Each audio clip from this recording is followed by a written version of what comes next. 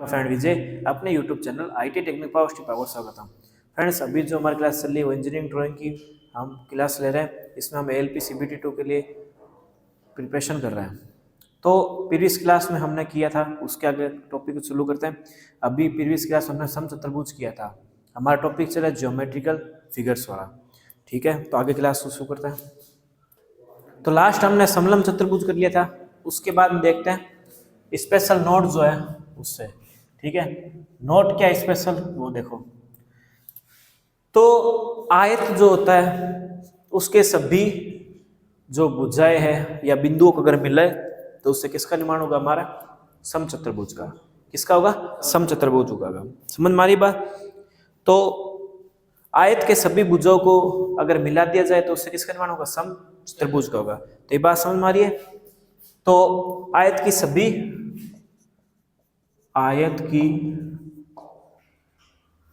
भुजाओं को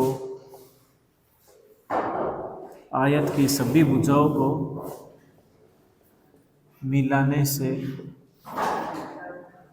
बनी आकृति है। आयत की सभी भुजाओं में किसको मिलाना है? मध्य बिंदु को। सभी भुजाओं के मध्य बिंदु को मिलाने से बनी आकृति क्या बनती है? समचतुर्भुज। क्या बनती है?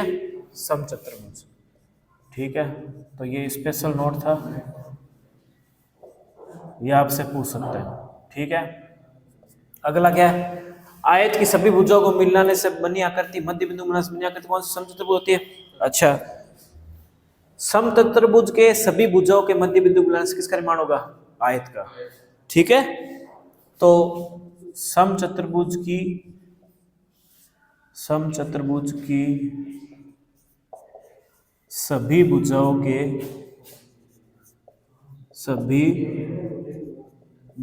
के मध्य बिंदु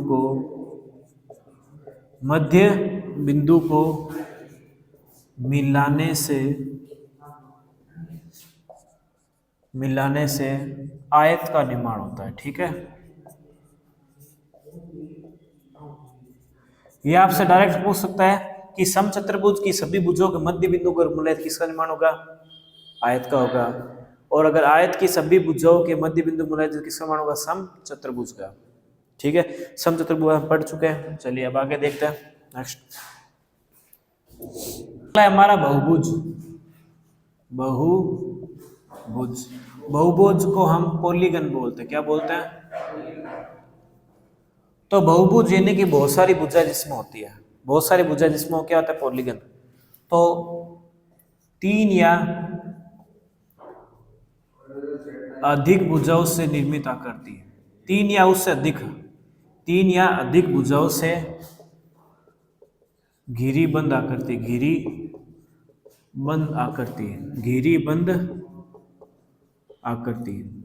तो 3 या उससे अधिक भुजाओं से घिरीबंद आकृति क्या होती है? पॉलीगन यानी कि बहुभुज होती है। ठीक है, अब बहुभुज में 3 या भुजाओं से घिरी आकृति, 3 से ज्यादा क्या बन सकता है? चतुर्भुज तो देख लिया, अब देखेंगे पंचभुज। ठीक है, उससे पहले बहुभुज भी 2 तरह के होते हैं। इसके 2 प्रकार के होते हैं ये। ठीक है, कौन कौन से होते हैं? एक तो होता है नियमित बहुभुज, और दूसरा क्या होता है? अनियमित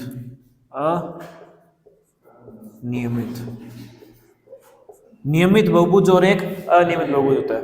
नियमित बहुभुज में क्या होता है? इसकी सभी भुजाएं और संलग्न कोण बराबर होते हैं। इसकी सभी भुजाएं संलग्न कोण क्या होंगे? बराबर। सभी भुजाएं संलग्न कोण क्या होंगे? बराबर हो गए। तो ये बात समझ में ही नहीं बताया मुझे। सभी भुजाएं, और यहां पर लिखना आंतरिक कोण। ठीक है, यहां पर लिखना आंतरिक कोण। तो इसकी सभी भुजाएं और आंतरिक कोण क्या होंगे? बराबर हो, सभी भुजाएं और आंतरिक कोण क्या होंगे, बराबर होंगे। ठीक है, इतनी समझ में आ गई बात। चलिए आगे देखते हैं। इसकी सभी भुजाएं और आंतरिक कोण, आंतरिक कोण, आंतरिक कोण असमान होते हैं। असमान लिख दिया, यानी असमान होंगे। ठीक है, इसकी सभी भुजाएं आंतरिक कोण क्या होंगे, बराबर होंगे। नियमित के अनियमित की सभी भुजाएं आंतरिक कोण क्या होंगे, असमान। नियमित में सभी भुजाएं और आंतरिक कोण क्या होंगे, बराबर होंगे, और अनियमित सभी भुजाएं आंतरिक कोण क्या होंगे, असमान होंगे। आगे देखते हैं हम पंचभुज और षटभुज। आगे देखते हैं पंचभुज यानी पेंटागन। पंचभुज क्या होती है, तो 5 भुजाओं से घिरी बंधा करती है। किस निर्मित होती है, 5 भुजाओं से निर्मित आकृति है। और 6 भुजाओं से घिरी बंधा आकृति षटभुज हो जाएगी। ठीक है, 5 भुजाओं से घिरी आकृति या निर्मित आकृति पंचभुज होती है। अच्छा, इसके जो कोण बनता है ना, ठीक है, इसके अगर कोण की बात करते हैं तो कितना होता है, 72 डिग्री होती है। ठीक है, इसकी संलग्न भुजाएं, इसकी सभी भुजाएं क्या होती है, बराबर। इसकी सभी भुजाएं,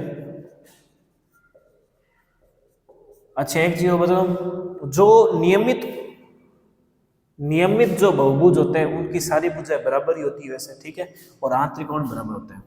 इसकी सभी भुजाएं बराबर और 2 संलग्न भुजाएं,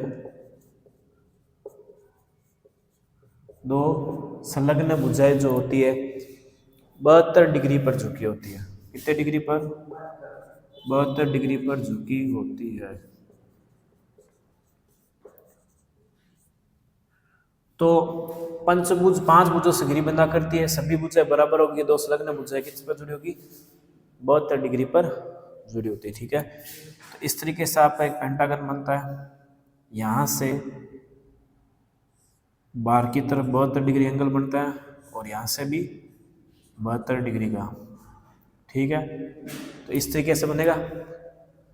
अब क्या करना है आपको, ये ऐसा बन गया ना, पूरी इस तरीके से आकृति बनेगी।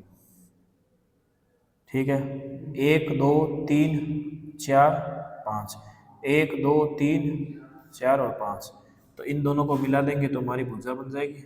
बताइए नहीं बनेगी क्या। ठीक है, तो ये हमारा बन गया पंचभुज। ठीक है, ये हमारा बन गया पंचभुज यानी पेंटागन है। यहाँ से कौन 72 है, यहाँ से भी 72 है। इस भुजा का नाम होता है KLMNO। ठीक है, पंचभुज यानी 5 भुजा से घिरी बंधा कर। भुजा कैसे गिनते हैं, ये 1 भुजा, ये 2 भुजा, ये 3 भुजा, ये 4 भुजा और ये 5 भुजा।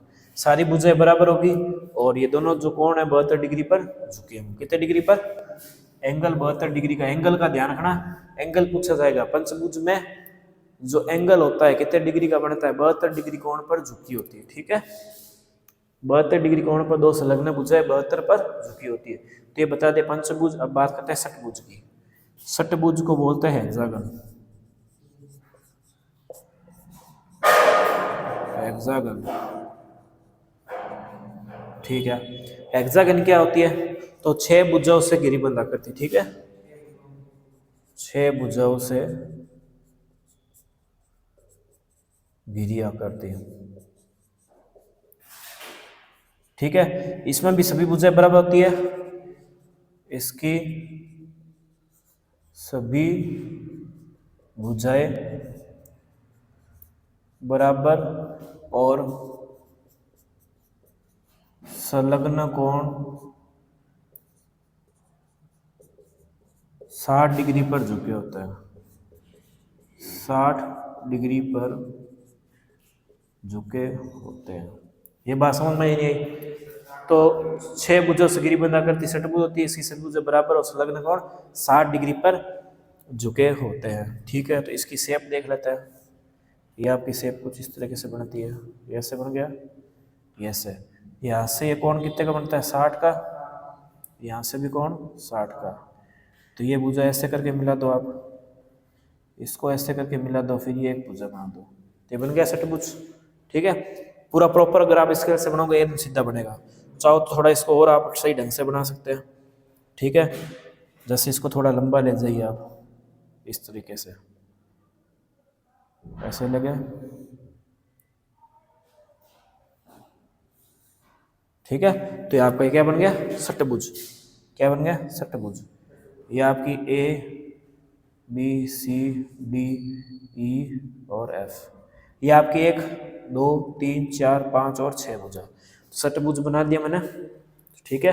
6 भुजाओं से गरीब बनाकर षट्भुज होती है, सभी भुजाएं बराबर और संलग्न कोण 60 डिग्री झुके होते हैं। क्वेश्चन आपसे ये पूछा जाएगा कि षट्भुज में जो संलग्न कोण होते हैं कितनी डिग्री पर झुके होते हैं, तो 60 डिग्री में, कितने पर, 60 में। और पंचभुज में 72 डिग्री, पंचभुज में 72 डिग्री, पंचभुज में 72 डिग्री, पंचभुज में 72 डिग्री।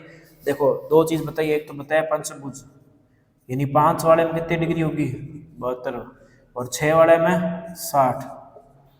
6 का तो 60 याद रह जाएगा, 6 का 60 और 5 वाले का 72 डिग्री, 5 का 72 डिग्री और 6 का 60 डिग्री, ठीक है। हमारा सप्तभुज क्या है, सप्तभुज क्या चीज है, सप्तभुज। तो सप्तभुज क्या होता है, अगला है हमारा सप्तभुज। सप्तभुज को इंग्लिश में क्या बोलते हैं बताइए, हेप्टागन, हेप्टागन। ये किससे बनता है, 7 भुजाओं से। किससे बनता है, 7 से। डायरेक्ट 7 ही लिख रहा हूं, समझ जाइएगा। इसकी भी सभी भुजाएं क्या होगी, बराबर, भुजाएं बराबर। और कोण कितने पर झुके होंगे बताइए, 51.5 डिग्री पर। कितने पर, 51.5 डिग्री पर कोण झुका होगा, ठीक है। अब ये मैंने डायरेक्ट लिखा है, ज्यादा बार बार लिखने की जरूरत नहीं है। हेप्टागोन 7 भुजाओं से बनती है, भुजाएं बराबर होती है और संलग्न कोण 51.5 डिग्री पर झुका होता है।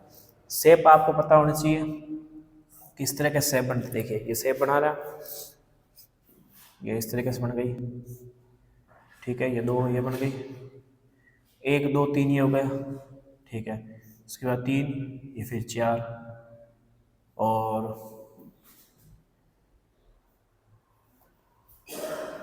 फिर ये थोड़ा क्या होती है इस तरफ, जैसे ये झुका है ना, जैसे अब इसको कर लेते, देखो जैसे ये हो गया ना, थोड़ा इस तरीके से ऐसे झुकी होती है, ये थोड़ा झुकाव बनाएंगे सही ढंग से, ऐसे झुकी होती है, ठीक है।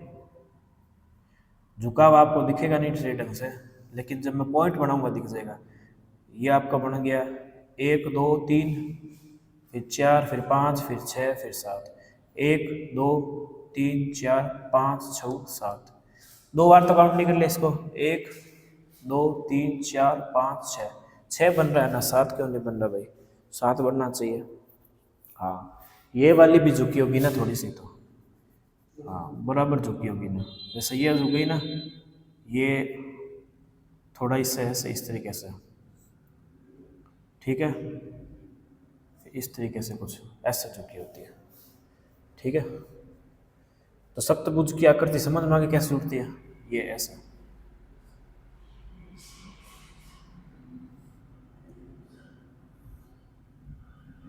ये थोड़ा जुड़ा रहेगा ना, ये इसमें इस तरीके से जुड़ी हुई है, 7 भुजाएं है, ठीक है। आपको एक एक एक एकल ही दिख रही होगी, लेकिन ये इससे थोड़ी ये भी झुकेगी, ये वाली थोड़ा झुका के बता देता हूँ इसको। ये एक ही भुजा दिख रही होगी आपको, इसका झुकाव इस तरीके से बना लीजिए, झुकाव दिख रहा है ना। ये अब इसको नाम देते हैं KLMNOP हो गई 7 भुजाएं।